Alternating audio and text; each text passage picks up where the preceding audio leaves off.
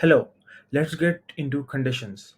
So what are conditions? Conditions are basic Boolean logic where if a condition is true, then it will execute the program. Here conditions can be used to use a recipient, and if a condition is true, for example here, then this recipient shall receive an email, and if it is not true, then this recipient will get skipped and the process will move on to the next recipient.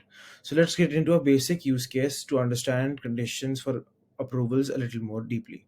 So to get into conditions, you click on this button here and enable conditions. So what is happening in this scenario is that recipient test at boloforms.com will only receive a condition, as you can see here, when the funding required for an expense is less than equal to 20,000.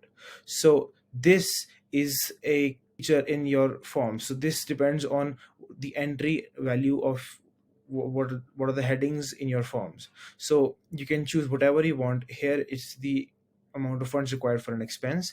Here are some conditions. I have provided detailed documentation for more understanding, and I've done 20,000 here. So what will happen here is that if a amount is entered which is less than equal to 20,000, then a request of approval will be sent to test at boloforms.com. Similarly, here at boloforms.com, if the same amount is greater than equal to 20,001, a request for approval shall be sent here. So basically what this basic setup means, that if a request is sent and it's less than equal to 20,000, then only recipient 1 shall receive that request. And if it is more than equal to 20,001, then this recipient shall receive that request. So with this, you can create basic filters